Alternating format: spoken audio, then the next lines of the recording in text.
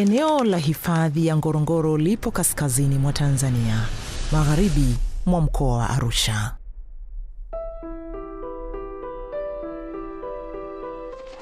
Ni moja ya maeneo muhimu zaidi kiikolojia barani Afrika na duniani, hasa baada ya kutambuliwa na UNESCO kama eneo la urithi wa dunia.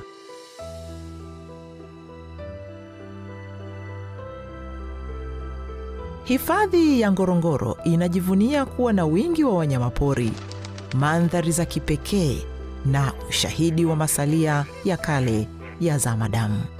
Lakini kinachoifanya Ngorongoro kuwa ya kipekee zaidi ni kuishi pamoja kwa binadamu na wanyamapori ndani ya mfumo mmoja wa matumizi mseto ya ardhi. Hapa jamii ya Wamasai huchunga mifugo yao katika nyanda za kale za volkano, wakishirikiana na wanyama mwituni.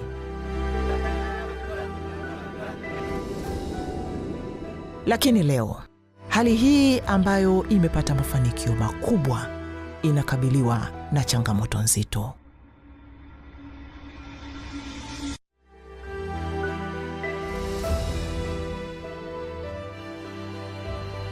Tukianza na mafanikio ya uhifadhi, mfumo huu wa matumizi mseto umefanikiwa kulinda upekee wa Ngorongoro, hasa katika maeneo maalum ambayo hayaruhusiwi kufanya shughuli za kibinadamu.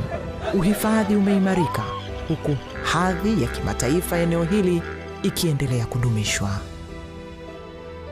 Eneo la hifadhi ya Ngorongoro limeendelea kuvutia watalii kutoka pande zote duniani. Ongezeko hili la utalii limechochea mapato na fursa za ajira, kuanzia waongoza watalii hadi huduma katika lodge na kambi za kitalii. Utalii umeendelea kuwa mhimili muhimu wa uchumi wa eneo hili. Kwa upande wa jamii, manufaa yake ni upatikanaji wa maeneo makubwa ya malisho ndani ya hifadhi ukilinganisha na yale yanayopatikana nje ya hifadhi, kuendelezwa kwa mila na desturi na ufadhili wa elimu kupitia baraza la wafugaji.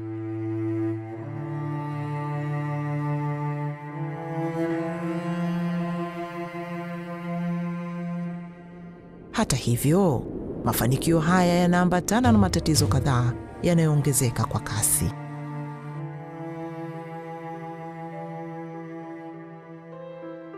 Mwaka 1959, wakati hifadhi ya Ngorongoro ilipoanzishwa, kulikuwa na takribani watu 8,000.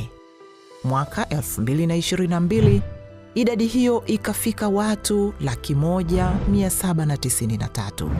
Na kwa mujibu wa Ofisi ya Taifa ya Takwimu ya mwaka 2022, idadi hiyo inakadiriwa kutimia watu 276,651 ifikapo mwaka 2050, kwa wastani wa ukuaji wa 3.6%.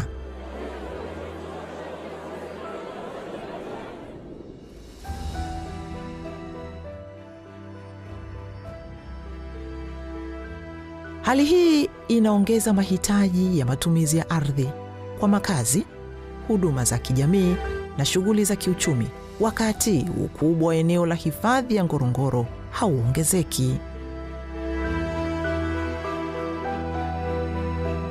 Kwa upande mwingine, makazi ya binadamu yameongezeka kutoka maboma 13,381 mwaka 2019 hadi kutimia maboma 17,734 mwaka 2025, ongezeko la 28.8%.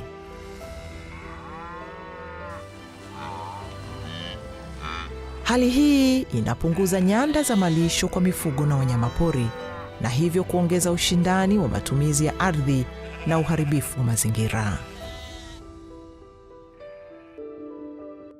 Hali kadhalika, idadi ya mifugo inayopatikana ndani ya Ngorongoro imepanda kutoka mifugo 261,723 mwaka 1960 hadi kufikia mifugo 715,466 mwaka 2022.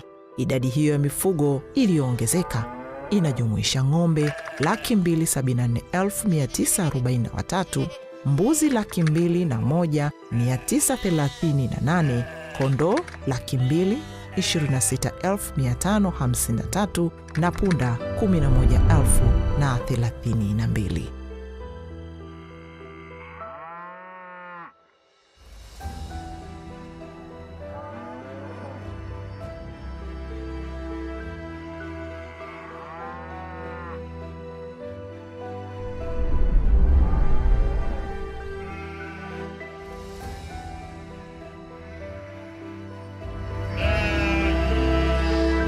Tathmini hii inaonyesha kwamba ili kuweza kuishi vyema mwaka 2022, mifugo ilihitaji kilomita za mraba 4,579 sawa na asilimia 56.4 ya eneo lote la hifadhi ya Ngorongoro lenye ukubwa wa kilomita za mraba 8,122.70.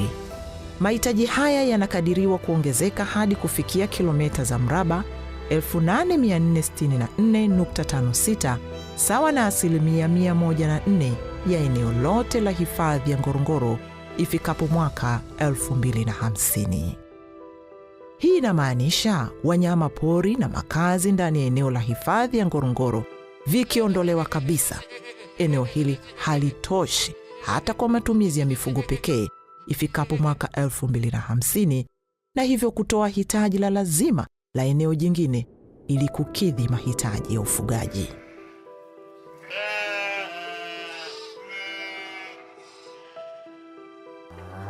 Licha ya takwimu kuonyesha kuwa idadi ya mifugo inaongezeka kila kukicha, uwezo wa ufugaji ndani ya eneo la hifadhi ya Ngorongoro kujikimu kiuchumi na kuwa na usalama wa chakula kwa kutegemea mifugo pekee umeendelea kuwa duni na kupungua.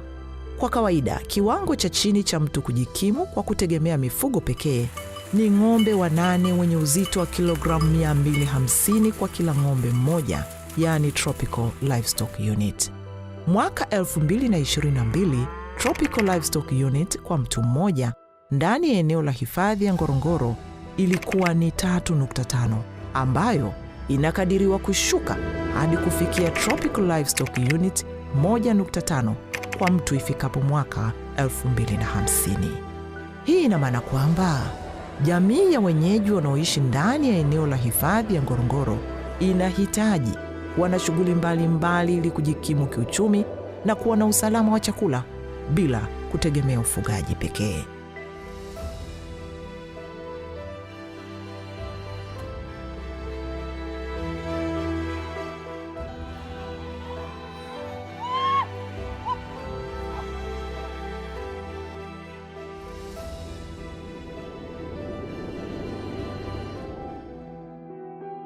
Kwa upande mwingine, tafiti zinaonyesha kwamba baadhi ya wanyamapori kama vile choroa, nyamera na swala twiga wametoweka kabisa katika bonde la Ngorongoro.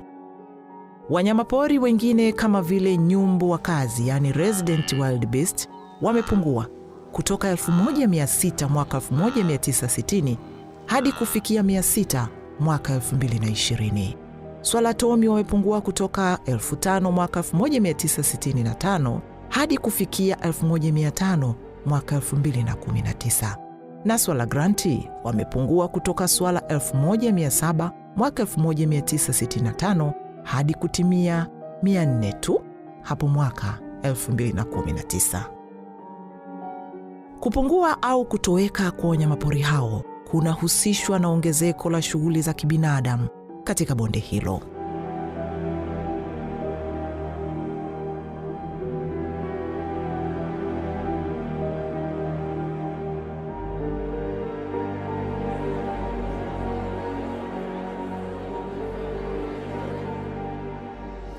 Takwimu zinaonyesha kuwa kuanzia mwaka 2015 hadi mwaka 2025, wastani wa watu 7 wamekuwa wakiuawa kila mwaka na wanyamapori hadi kufikia jumla ya watu 77, wakiwemo watoto wa shule wanaosoma ndani ya eneo hili la hifadhi. Wamekasirika kweli wenyeji, wanasema sisi tunataka watoto wetu ama tunaua wale simba. Kumtaka mtoto asome yale mazingira kweli kabisa ni kutendea haki. Watu 274 wamejeruhiwa na mifugo 1,450 imeuawa na wanyamapori katika kipindi hicho. uwepo wa magonjwa hatarishi ya kuambukiza yaani zoonotic diseases kama kimeta na kichaa cha mbwa yanaathiri binadamu, mifugo na wanyamapori kutokana na mwingiliano kati ya mifugo, wanyamapori na maisha ya kila siku ya jamii. Mnyama yoyote aliyekufa kwa kimeta, unaona kimeta ni hatari. Ukitaja kimeta hakuna utalii. Director of Veterinary Service au Wizara ya Afya wakadeclare tuna kimeta Tanzania hii, watalii wote hawaji.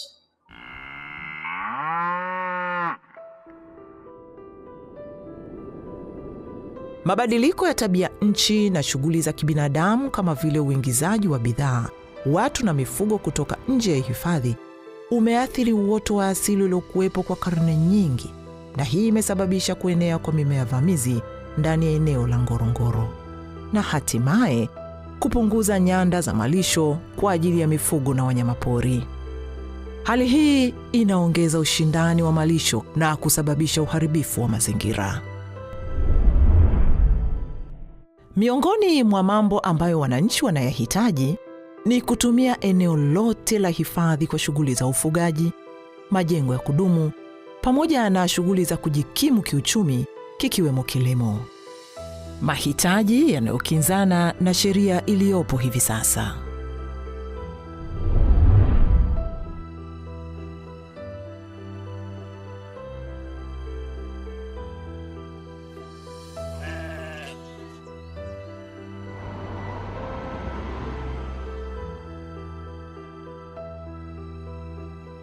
Utekelezaji wa Dira ya Taifa ya Maendeleo mwaka 2050 unasisitiza jamii kuwa na makazi bora ya maendeleo ya kijamii, kiuchumi na mazingira, pamoja na kuunganisha miundombinu ya huduma za kijamii kama vile afya, elimu, nishati safi, maji safi na salama na utunzaji wa mazingira. Hii ina maana kuwa jamii ya wenyeji wa Ngorongoro wanahitaji huduma bora za kijamii kama umeme wa uhakika, huduma za afya za kisasa, makazi bora, shule, maji na huduma za mifugo nje ya maeneo yaliyohifadhiwa. Mustakabali wa Ngorongoro kwa sasa uko njia panda. Kila njia tutakayoichagua ina faida na hasara zake, si kwa uhifadhi tu, bali kwa jamii, utalii na eneo hili la urithi wa dunia. Njia ni 3. Mosi, hali ibaki kama ilivyo hivi sasa, au tuondoe wanyamapori na kuacha eneo hili kwa ajili ya ufugaji pekee, ama uhamaji wa jamii pamoja na mifugo yao ili kupisha uhifadhi na ekolojia ya eneo hili. Hatimaye ni lazima tuchague njia moja yenye manufaa endelevu. Hebu tuziangalie hizo njia 3. Mosi, je, hali hii ibaki kama ilivyo hivi sasa? Kwa ongezeko la idadi ya watu kwa 1160 na ongezeko la mifugo la 173.4. Ikiwa hakuna kitakachobadilika, tafiti za kisayansi zinaonyesha kwamba aina zaidi ya wanyamapori watatoweka kama ilivyotokea kwa choroa, nyamera na swala twiga. Utalii utaporomoka na kusababisha hifadhi ya Ngorongoro kutoweka ifikapo mwaka 2050. Pili, je, tuondoe wanyamapori na kuacha eneo hili kwa ajili ya ufugaji pekee? Hii ni njia nyingine inayopendekezwa kuwaondoa wanyamapori ili kupisha ufugaji na shughuli zingine za kibinadamu. Kwa mtazamo wa awali inaonekana rahisi, lakini matokeo yatakuwa makubwa na mabaya.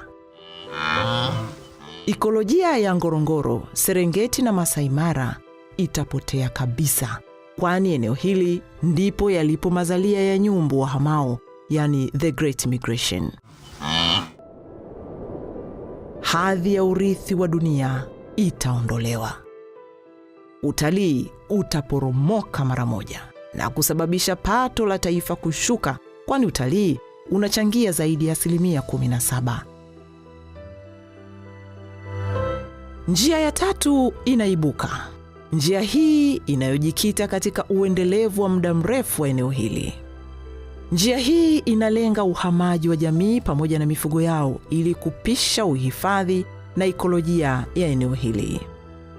Hii ina maana kwamba uhamaji wa watu na mifugo yao kutoka ndani ya maeneo yaliyohifadhiwa ni jambo linalotoa fursa kwa jamii kupata maendeleo, hati miliki ya maeneo nje ya hifadhi na kuwa huru kufanya shughuli mbalimbali za kiuchumi tofauti na ilivyo hivi sasa. Matokeo ya haraka ya njia hii ni kwamba ushindani wa matumizi ya ardhi ndani ya Ngorongoro unaanza kupungua. Nyasi za asili zitaanza kurejea, mimea vamizi inaanza kudhibitiwa, idadi ya wanyamapori inaanza kuongezeka, ubora wa utalii unaimarika. Migongano ya maisha ya kila siku kati ya binadamu na wanyamapori inatoweka. Familia zilizohamishwa zinapata fursa mpya: umiliki wa ardhi, umeme wa uhakika, upatikanaji wa maji, shule za kisasa na huduma za afya, shughuli za kiuchumi zikiwemo kilimo na biashara.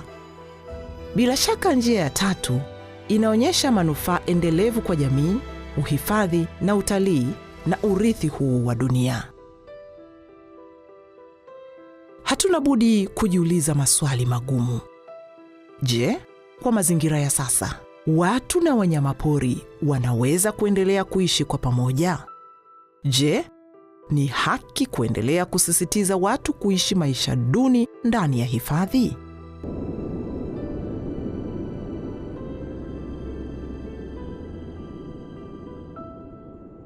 Bonde la Ngorongoro limesimama kama moja ya maajabu ambapo binadamu na wanyamapori wameishi pamoja.